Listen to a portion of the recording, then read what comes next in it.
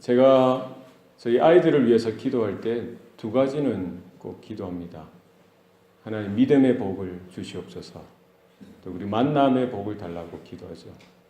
제가 성도들을 위해서, 특별히 우리 어린 세대들을 위해서 기도할 때도 꼭 이 두 가지는 기도합니다. 하나님 믿음의 복을 주시옵소서. 만남의 복을 허락하여 주시옵소서. 우리에게 믿음의 복이 있어야 됩니다. 다른 것은 몰라도 예수님을 잘 믿어야 됩니다. 하나님을 향한 온전한 믿음이 우리 가운데, 또 우리 자녀들 가운데 있어야 할 줄로 믿습니다. 또 필요한 것이 뭡니까? 이 만남의 복이 있어야 돼요. 우리가 우스갯소리로 LA 공항에 우리가 이민 올 때에 누가 마중 나오느냐에 따라서 직업이 정해진다고 합니다. 세탁소 하시는 분이 나오면은 직업을 뭘 선택합니까? 세탁소를 정해요. 식당 하시는 분이 나오면은 식당을 정하고, 뷰티 서플라이 하시는 분 나오면 뷰티 서플라이 하게 되더라는 거예요. 이게 저는 동부에만 있는 줄 알았는데 서부에 와서도 이래 여러분들이 하시는 말씀 제가 들었습니다. 무슨 말입니까? 만남이 중요하다는 거예요. 내가 무엇을 보느냐, 어떤 소식을 듣느냐, 만남이 중요합니다. 우리 자녀들이 학교에 들어가서 전공을 선택하는 것, 그것도 중요하지만 좋은 친구를 만날 수 있는 것, 이 너무나 중요합니다. 선생님을 잘 만나는 것 너무나 중요합니다. 여러분, 좋은 대학교 갔다고, 좋은 학교 갔다고 기뻐할 것이 아니라 거기에서 좋은 선생님을 만날 수 있도록 여러분 기도하시기 바랍니다. 아무리 최고의 유수한 대학을 가더라도 정말 거기에서 세속적인, 정말 세상적인 그런 가치관이 똘똘 쌓여 있는 그런 스승을 만난다면은 아주 그게 불이익이 될 것입니다. 정말 영적인 사람, 믿음의 사람, 기도의 사람, 말씀의 사람을 친구로 만나고 스승으로 만날 수 있다면 그것이 은혜요 복인 줄로 믿습니다. 좋은 목회자를 만나야 돼요. 좋은 장로님을 만나야 됩니다. 좋은 권사님을 만나셔야 돼요. 좋은 성도들을 만나야 됩니다. 우리 형제들, 자매들, 정말 영적으로 유익을 끼치고 함께 할 수 있는 우리 정말 영적인 동지, 신앙의 동지, 믿음의 동력자들을 여러분 만날 수 있기를 소원합니다.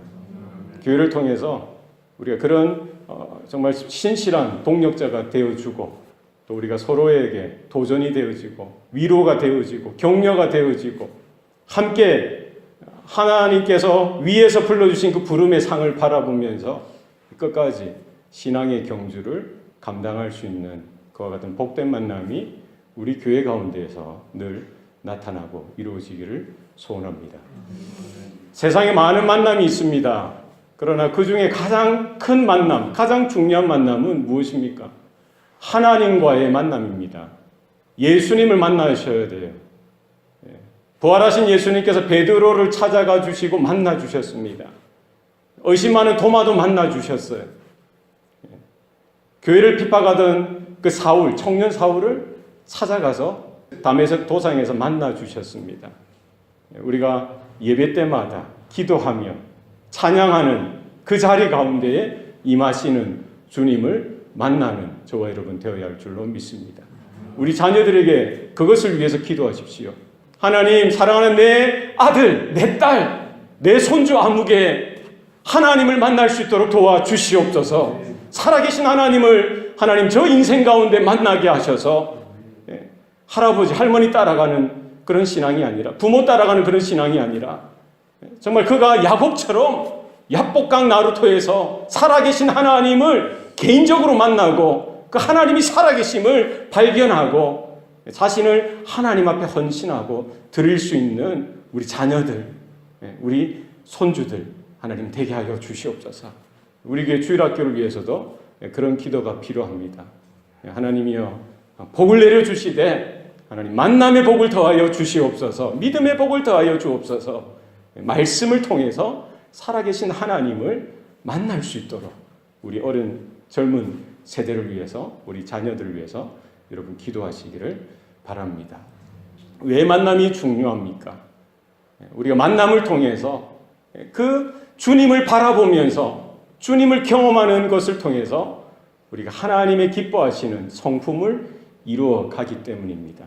우리가 예수 믿고 구원받아서 천국 가는 것, 우리의 구원이 이렇게 단조로운 것이 아니라 그 구원을 열어보면 그 안에 하나님의 놀라운 비밀이 숨겨져 있더라는 것입니다. 우리가 예수 믿고 우리가 천국 가는 건 당연한 것이지만 그것이 다가 아니라 그 속에서 하나님의 영광이 우리 믿는 자들 그 심령 가운데, 하나님의 형상이 믿는 자들 그 삶 가운데 새롭게 회복되어지는 것, 하나님의 영화로운 몸으로서, 지체로서, 하나님의 나라의 기업으로서 우리가 빚어져가는 놀라운 부르심 앞에 있는 줄로 믿습니다. 신앙생활이 뭡니까? 우리 믿음 생활이 뭡니까? 그것은 우리는 주님을 따라가며 주님을 본받는 삶이 되어지는 것입니다. 오늘 본문 29절 말씀에 한번 보시기 바랍니다. 하나님이 미리 아신 자들을 또한 그 아들의 형상을 본받게 하기 위하여 미리 정하셨으니. 오늘 사도 바울이 뭐라고 이야기하고 있습니까? 우리 신앙의 삶의 궁극적인 목적에 대해서 분명히 말씀하고 있습니다. 무엇입니까? 그 아들의 형상을 뭐 하기 위해서? 본받게 하기 위해서. 그 아들의 형상을 본받는 그 수준으로 저와 여러분을 불러주신 줄로 믿으시길 바랍니다. 여기 그 아들의 형상, 그 아들이 누구입니까? 예수 그리스도였어요. 예수 그리스도.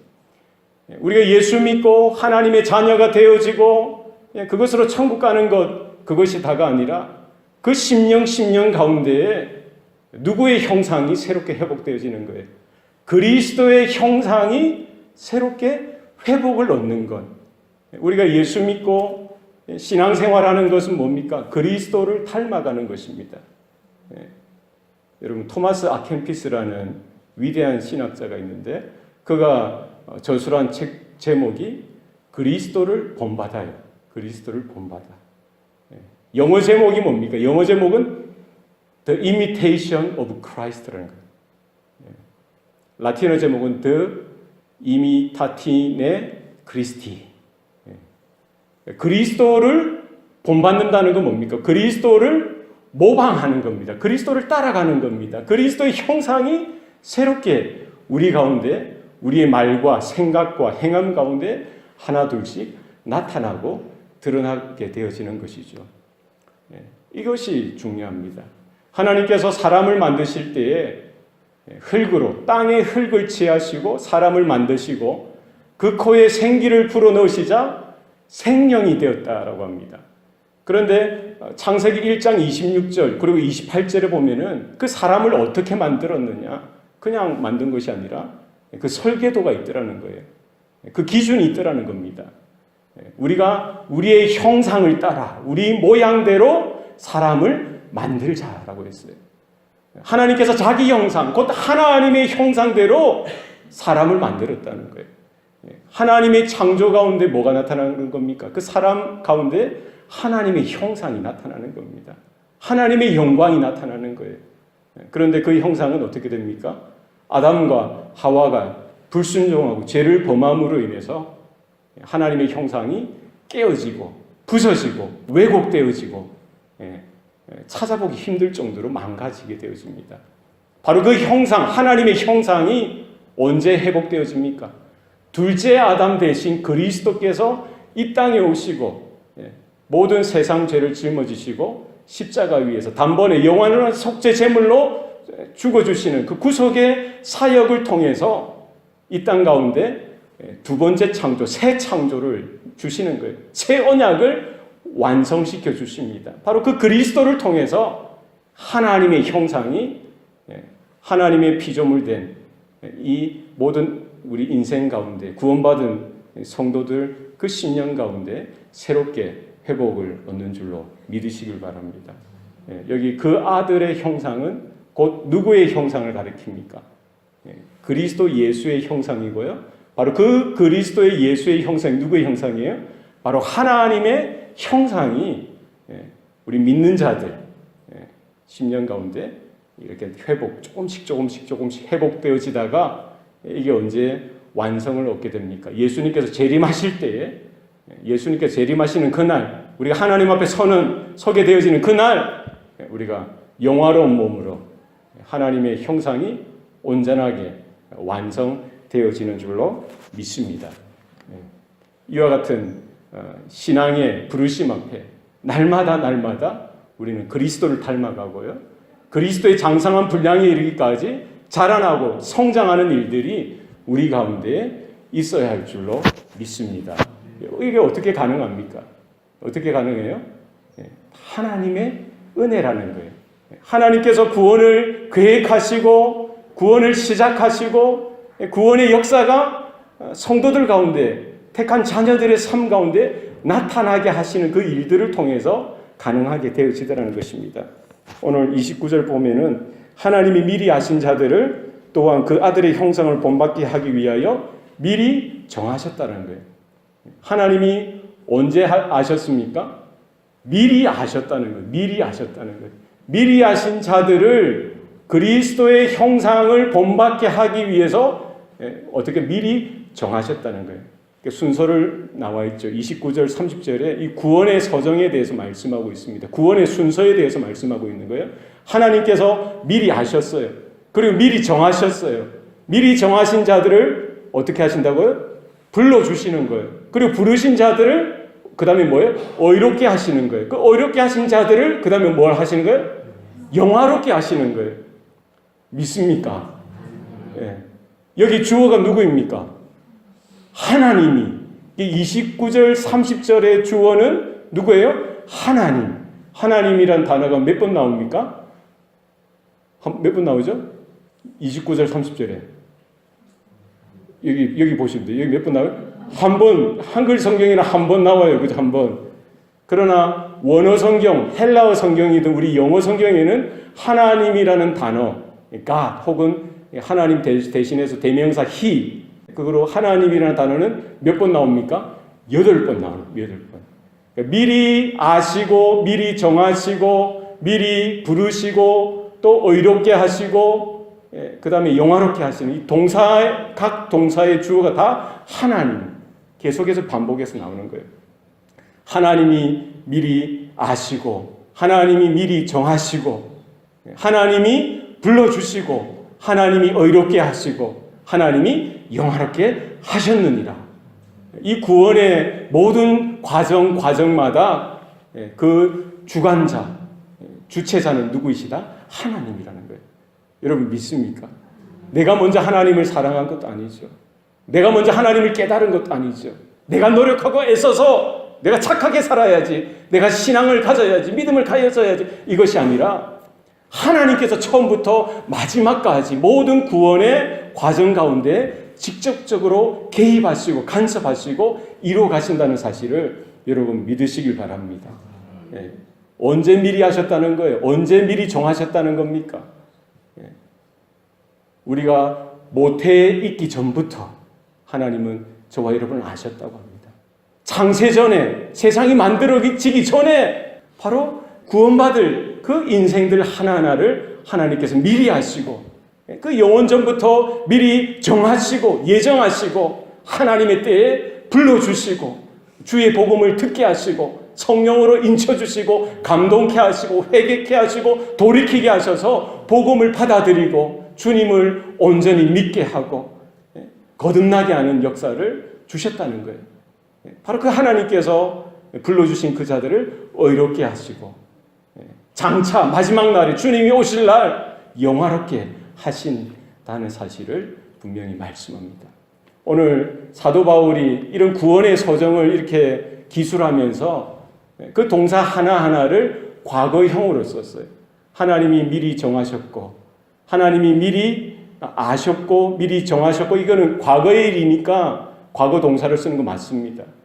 그리고 부르시고 의롭게 하신다. 이것도 과거의 일이죠. 우리가 과거에 불러주셨고, 또 과거에 우리가 예수님을 믿을 때에, 영접할 때에 의롭다 여김을 받았어요. 하나님의 자녀로 거듭나서 이 과거의 사건이 될 수 있지만 영화롭게 하는 건 언제 영화롭게 되는 거예요? 주님이 다시 오실 때, 미래의 일입니다. 미래의 일인데 바울은 무슨 동사를 썼어요? 과거 동사를 썼다는 거예요. 이 말은 무슨 말입니까? 하나님께서 구원을 시작하셨으면 끝끝내 구원을 완성에 가실 거라는 거예요. 하나님 사전에는 포기란 있을 수 없다는 거예요. 하나님 사전에는 그냥 아이고 후회하고 손 털고 뒤로 물러나신 하나님이 아니라 계획하시고 영원 전부터 계획하셨던 구원이 이미 시작되었으면은 끝끝내 하나님께서 주님 다시 오시는 날까지 그 구원을 완수하시고 성취하시는 줄로 믿으시길 바랍니다. 하나님께서 완성이시나요? 그러니까 우리가 주님을 닮아가는 것, 그리스도를 닮아가는 것, 이것까지도 하나님의 은혜인 줄로 믿으시길 바랍니다. 믿음의 주여 또 온전케 하시는 예수를 바라보자. 우리가 어떻게 주님을 닮아갑니까? 우리가 어떻게 주님의 그 형상, 그 아들의 형상이 우리 가운데 이렇게 새겨질 수가 있습니까? 무엇으로 가능합니까?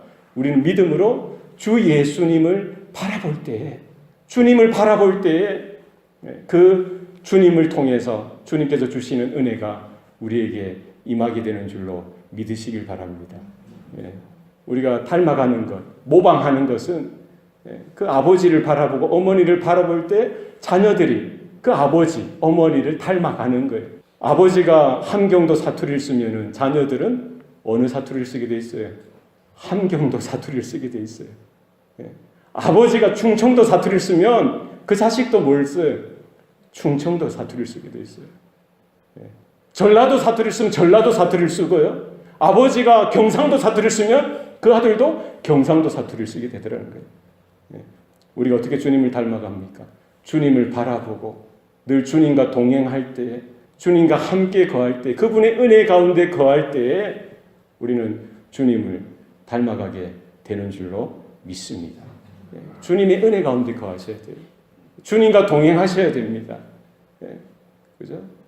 요셉이 고난 가운데 감옥 속에서도 굴하지 아니하고 하나님과 동행하는 거예요. 하나님과 동행할 때에 그 하나님 가운데에서 주시는 그 은혜로 그는 인내를 배워가고 믿음을 배워가며 그의 마음 가운데 하나님이 주시는 그런 거룩하고 선한 성품이 나타났던 것을 볼 수가 있습니다. 여러분 주님을 바라보시길 바랍니다. 하나님을 만나셔야 돼요. 말씀을 통해서, 기도의 삶을 통해서, 찬양을 통해서, 예배를 통해서 하나님을 보시고 주님을 만나시는 저와 여러분 되시기를 소원합니다. 그리고 우리의 신앙의 삶은 결코 어렵지 않습니다. 따라합시다. 신앙의 삶은 쉽습니다. 왜 쉽습니까?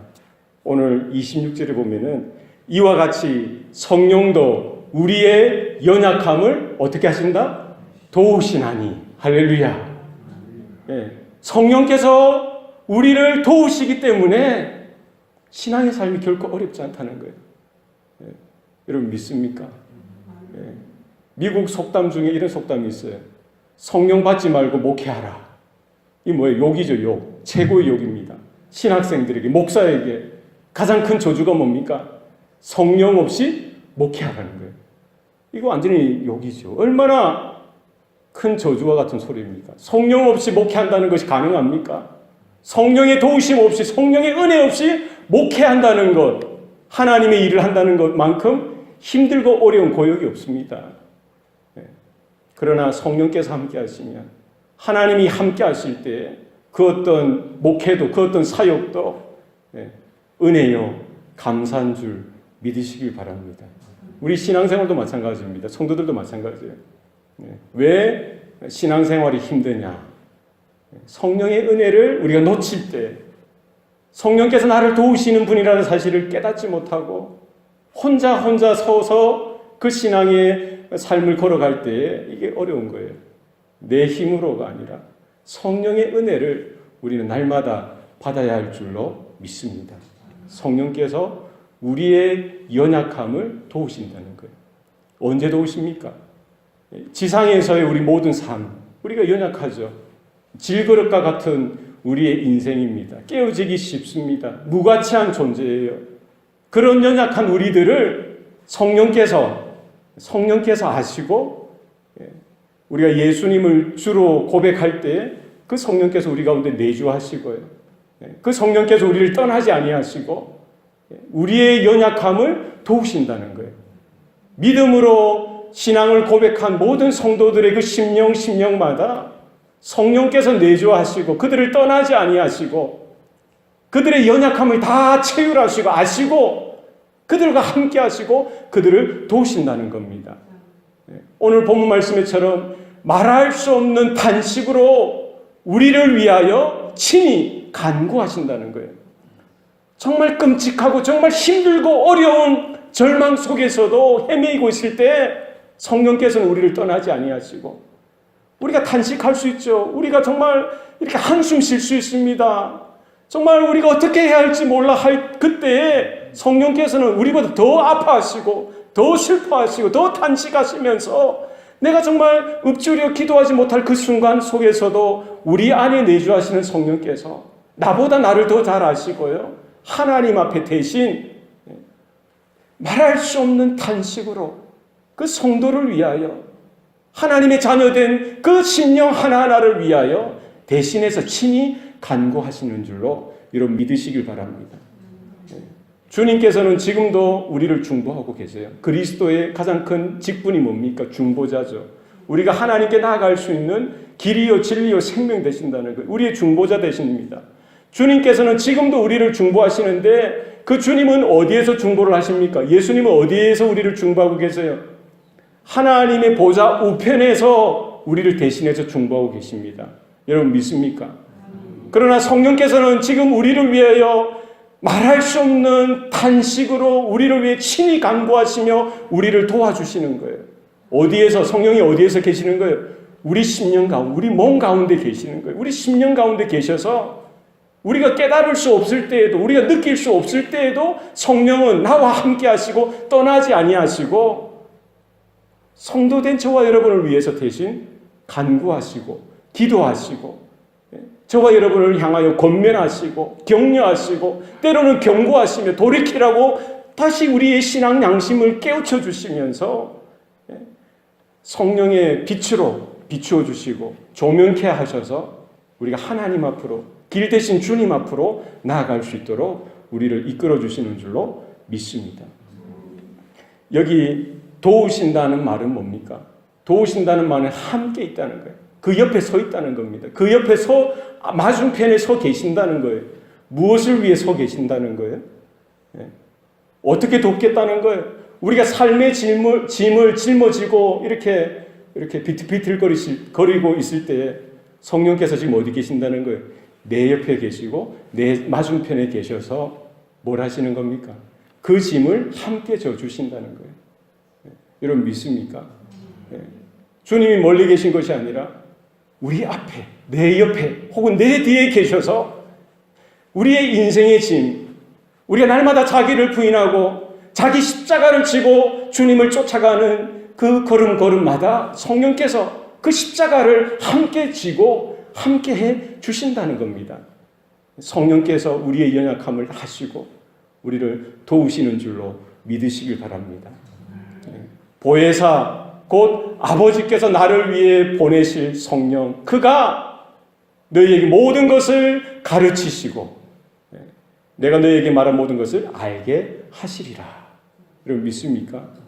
하나님께서 예수의 이름으로 우리에게 보내신 그 성령께서 우리의 연약함을 다 아시고요, 우리의 부족함과 우리의 상처와 우리의 아픔을 다 아시고 대신 아파해 주시고 대신 탄식해 주시면서 하나님 앞에 기도하며 하나님 앞에 간구하며 하나님 앞에 나아갈 수 있는 그런 마음을 우리에게 만들어 주시는 겁니다. 그래서 우리가 힘들고 어려울 때에도 내 안에 거주하시는 성령, 우리가 그 성령께 우리의 귀를 여시고 하나님의 임재, 언제든지 우리 예배 가운데뿐만 아니라 여러분 집에서 골방에서 여러분 자동차를 운전하고 가다가 그 운전석에서도 여러분 가게 비즈니스 그 한켠 구석에서도 여러분 잠깐 1분이든 5분이든 시간을 내셔서 그 공간 속에 여러분 눈을 감으시든 눈을 감지 않으시든 주님의 이름을 불러보세요. 주님, 이 시간 저와 함께 하시는 줄로 믿습니다. 나의 떨리는 마음, 나의 흥분된 마음 주님 만져주세요. 여러분 간구하시고 기도하시기 바랍니다. 한 주간 붙들고 계신 그 말씀을 암송하시고 읊조리면서 말씀 가운데 하나님 나를 만져달라고, 말씀 가운데 주님 나와 함께 해달라고 여러분 기도하시기를 바랍니다. 27절 말씀에 마음을 살피시는 이가 성령의 생각을 아시나니 이는 성령이 하나님의 뜻대로 성도를 위하여 간구하심이니라. 마음을 살피시는 이 누구입니까? 누가 저와 여러분의 마음을 예전 성경에 감찰하신다고 했어요. 우리의 마음을 감찰하시는 분이 계세요. 누굽니까? 하나님 아버지시죠. 하나님 아버지는 우리의 입술의 신앙의 고백만을 바라보시는 것이 아니라 우리의 심령 배부까지, 우리의 속사람까지 다 꿰뚫어 보고 계시는 줄로 믿습니다. 하나님께서 우리를 다 중심을 보신다는 거예요. 얼마나 두렵고 떨립니까? 그러니까 우리가 우리의 고백하는 대로 살아갈 수 있도록 두렵고 떨리는 마음으로 우리의 성령의 도우심을 구하고요. 하나님 앞에 정말 정직하고 겸손한 마음으로 날마다 서 있을 수 있기를 소원합니다.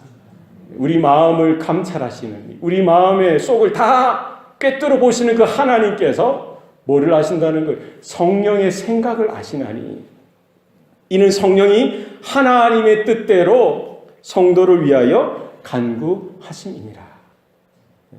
우리의 구원을 이루어 가시는 분, 우리의 이 상황, 우리가 예수 믿고 죄사함을 받고요, 의롭다 여김을 받고 하나님의 자녀로 거듭나고 나서 이제 우리가 하나님 나라에 이르기까지, 장차 주님 다시 오실 때 우리가 하나님 앞에 서게 될 때 영화로운 몸으로 변화되어지는 그 순간까지 우리는 이렇게 거룩히 여김을 받는, 거룩히 여겨지는, 영화롭게 되어지는 이 성화의 단계 가운데 있는 것입니다.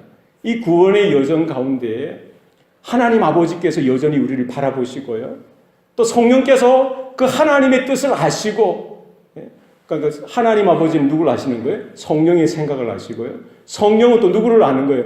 아버지 하나님의 뜻을 알고 그 뜻대로 성도들을 위해 친히 간구하신다는 거예요. 우리의 신앙의 삶은 영적으로 보면 아주 복합다단한 거예요.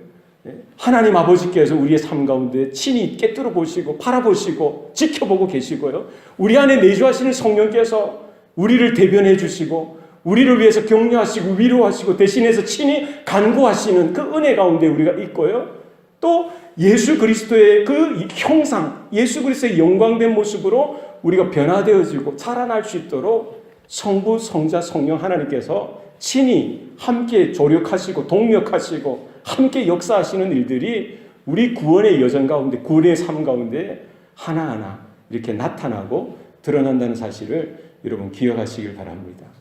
결국 누구의 뜻대로 되는 겁니까? 아버지 하나님의 뜻대로 여러분 우리가 되어지는 줄로 믿으시길 바랍니다. 주님께서 십자가 지시기 전에 겟세마네 동산에서 기도하실 때도 그렇게 했죠.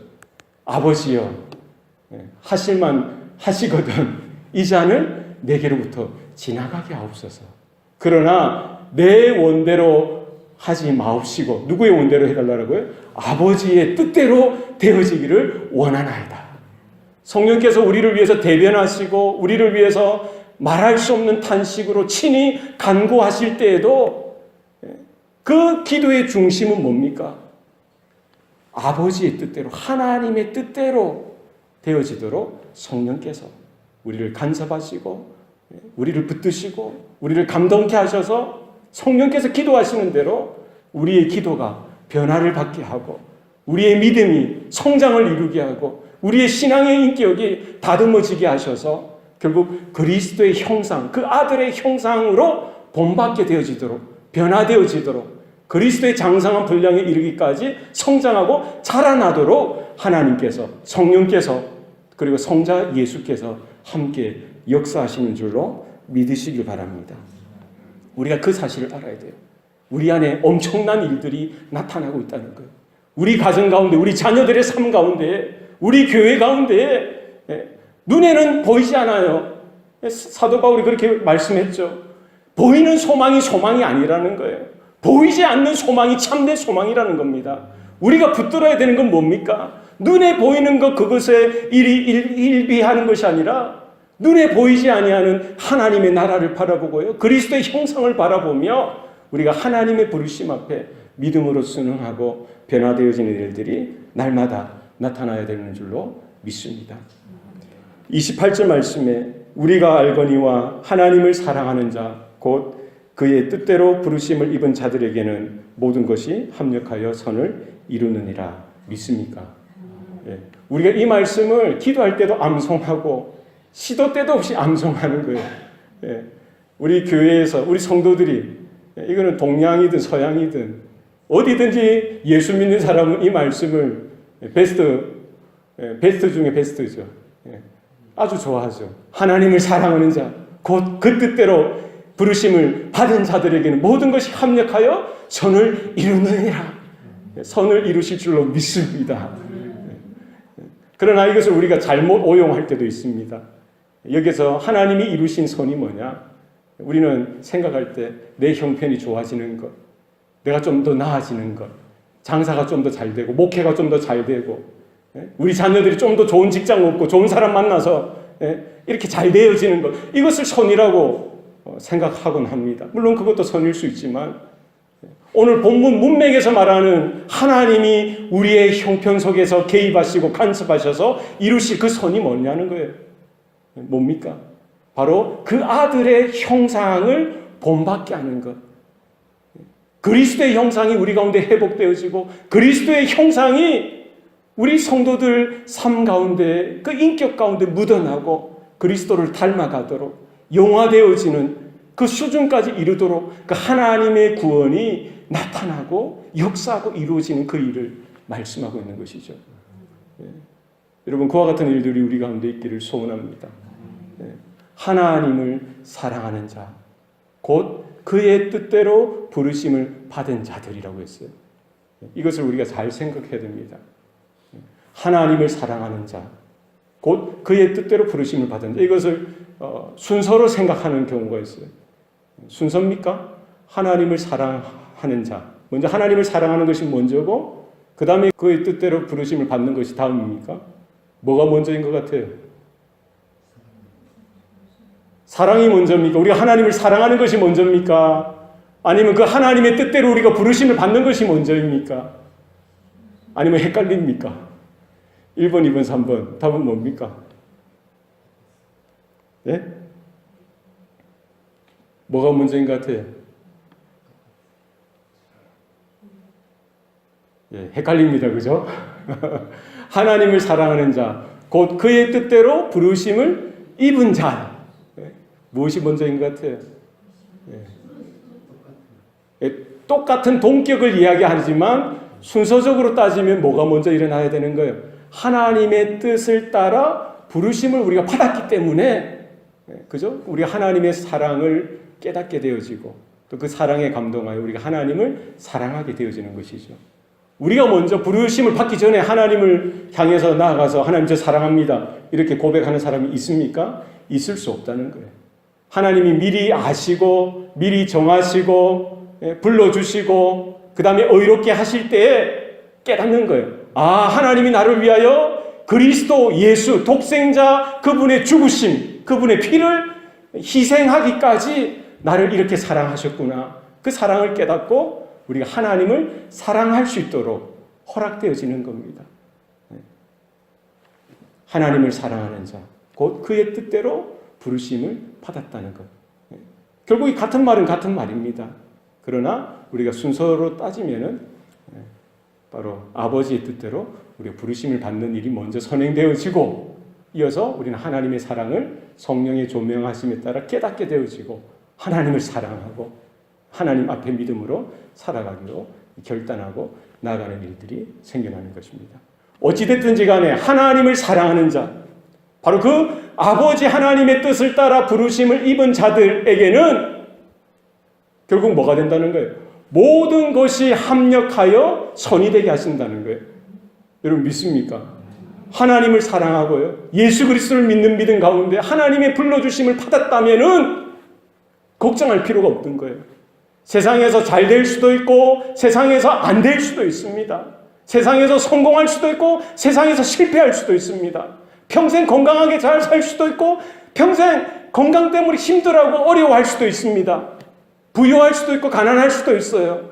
하는 것마다 잘 될 수도 있고 하는 것마다 찌질이 안 될 수도 있습니다. 그러나 이 모든 것들이 합력하여 선이 되게 하신다는 거예요. 하나님의 구원이 나타나게 하시고 구원을 이루어 가시는 분은 바로 하나님 아버지이신 줄로 믿으시길 바랍니다. 네. 그죠? 우리가 장사하는 것마다 잘 돼요. 사업하는 것마다 잘 됩니다. 손대는 것마다 다 잘 돼요. 그런데 만약에 교만해져서 나는 이제 하나님 없어도 돼. 하나님 은혜 없이도 살 수 있겠어. 이런 마음을 가진다면은 그게 선이 될 수 있습니까? 그게 선이 될 수 없는 거예요. 내가 힘들고 핍박당하고 괴로움을 당하고 힘들어하는 그런 상황 속에서도 하나님 없는 것 같대. 나 이제 더 이상 하나님 못 믿겠어 하면서 세상으로 나간다면 그것이 선이 될 수가 없는 것이죠. 내가 정말 최고로 잘 될 때에도 성공하고 하는 일마다 잘 될 때에도 그때 뭘 하는 거예요? 자기를 부인하는 거예요. 이 세상의 성공이나 이 세상의 부나 건강, 부유함이 하나님 전부가 아닙니다. 이것이 나의 주인 아닙니다. 하면서 자기를 부인하고 부정하고 오히려 겸손하여져서 하나님의 부르심을 기억하고 겸손하여져서 주님만을 바라보며 주님 한 분만 저에게 함께 하시면 그것으로 족합니다. 이렇게 신앙을 고백할 수 있기를 소원합니다. 안 되고 힘들 때에도 정말 남들이 볼 때에도 내가 봐도 정말 이것만큼 안 될 수가 있냐 할 정도로 절망적인 상황 속에서도 하나님 그래도 저는 주님을 믿습니다. 주님 그래도 주님 한 분만으로 저는 만족합니다. 이렇게 신앙 고백할 수 있는 것 바로 그것이 하나님을 사랑하는 것이고 바로 그와 같은 삶이 아버지의 뜻대로 부르심을 받은 자들이 믿음으로 반응해야 될 모습이라는 사실을 우리는 기억해야 될 줄로 믿습니다. 사도 바울이 가는 곳마다 얼마나 위대한 일들을 했습니까? 교회가 사도 바울이 걸어가는 그 자리마다 교회가 생겨났어요. 복음을 전할 때마다 놀라운 역사가 나타났습니다. 기도할 때 병든 자가 벌떡벌떡 일어나고요. 귀신 들린 자 귀신이 떠나가고요. 그는 삼층천까지 올라갔고요. 성경에 13권 성경을 기록할 정도로 위대한 사도요. 위대한 사역자였습니다. 그러나 그는 뭐라고 고백합니까? 아버지 저는 죄인의 개수입니다. 오호라 누가 나를 이 사망의 몸에서 나를 건져낼꼬 나는 날마다 죽노라 내 육체를 십자가에 그리스도와 함께 나는 못 박혔나니 이제는 내가 산 것이 아니라 내 안에 계신 그리스도가 사신 것이라. 여러분 하나님께서 성공을 주시고요 삶의 윤택함을 주시고 부유함을 주시고 잘됨을 주실 때에 여러분 자기를 부인하시기 바랍니다. 오히려 겸손하게 하나님 모든 것 이 모든 것이 전부가 아니라 하나님이 나의 전부입니다. 십자가가 나의 전부입니다. 복음이 나의 전부입니다. 여러분 고백하시길 바랍니다. 바울이 빌립보에서 전도하다가 복음을 전하다가 잡혀서 감옥에 갇히는데요. 신라와 바울이 신나게 두드려 맞는 거예요. 코피도 터졌겠죠. 어디 하나 부러졌는지 모르겠어요. 그 깊은 지하 감옥에서 그들이 뭐 했습니까? 불평했습니까? 원망했습니까? 그러지 않았어요. 뭘 했어요? 오히려 하나님 앞에 감사하며 찬송하며 기도했어요. 모든 것이 하나님께서 하시는 일이요 모든 것을 협력하여 하나님께서 선을 이루실 줄로 믿습니다. 이렇게 고백하지 않았겠어요? 내가 상처 입고 내가 힘들어하고 아파하는 그 순간 속에서도 오히려 절망하지 아니하고 하나님 없다 이런 소리 하지 아니하고 그 속에서 그 고통 가운데 임재하시는 하나님 나의 환난 속에서 함께 하시는 주님을 바라보며 오히려 찬송하고 기도하고 하나님 앞에 나아갔던 그 바울 오늘 본문에서 뭐라고 이야기하고 있습니까? 하나님을 사랑하는 자 곧 그의 뜻대로 부르심을 받은 자들에게는 모든 것이 합력하여 선을 이루느니라. 나의 잘됨도 나의 안됨도 모든 것들 이 환경의 문제가 아니라 결국 하나님께서 내 삶을 주관하시고 간섭하시고 붙드셔서 성령께서 아버지 하나님께서, 예수 그리스도께서 합력하여 모든 상황들을 결국 하나님의 구원이 이루어지게, 그리스도의 형상을 본받을 수 있도록 성화되어지고 영화의 단계까지 나아가도록 하나님께서 역사하실 것이라는 사실을 여러분 분명히 말씀하고 있습니다. 우리가 눈에 보이는 그 소망을 쫓는 것이 아니라 눈에 보이지 않는 하나님의 나라, 그리스도의 영광, 그리스도의 형상을 향하여 믿음의 눈이 활짝 열려지시길 바랍니다. 그리스도를 닮아가는 삶. 내가 거룩한 것처럼 너희도 거룩하여라. 내가 너희를 사랑한 것처럼 너희도 서로 사랑하여라. 내가 너희를 용서한 것처럼 너희도 서로 용서하여라.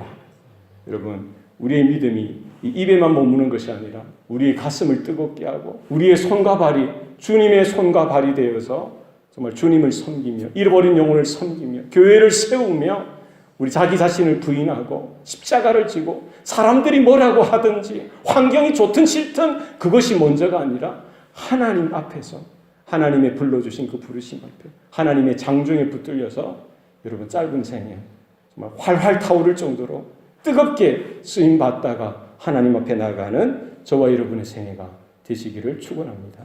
기도하시겠습니다. 살아계신 아버지 하나님, 오늘도 우리에게 은혜를 베풀어 주시니 감사합니다.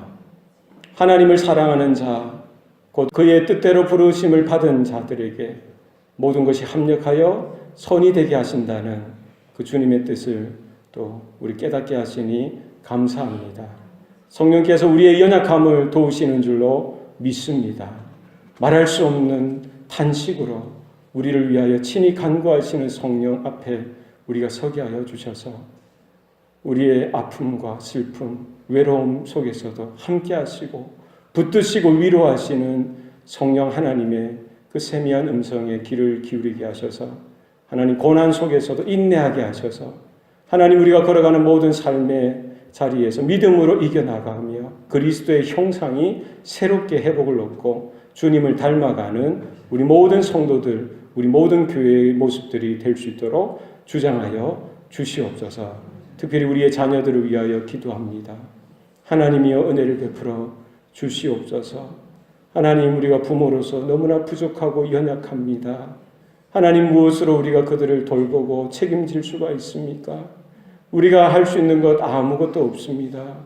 주님, 우리가 탄식하며 그 성령님의 그 은혜 가운데 거하여서 우리가 자녀들을 위하여 기도하며 시간이 될 때마다 말씀으로 권면하고 또 복음의 그 십자가의 은혜의 자리로 함께 할 수 있도록 하나님 우리의 마음을 주장하시고 붙들어 주시옵소서. 기도하는 대로 교회가 세워지고 우리 가정들이 새로워질 수 있도록 하나님 은혜를 베풀어 주시옵소서. 감사드리고 예수님 이름으로 기도합니다. 아멘.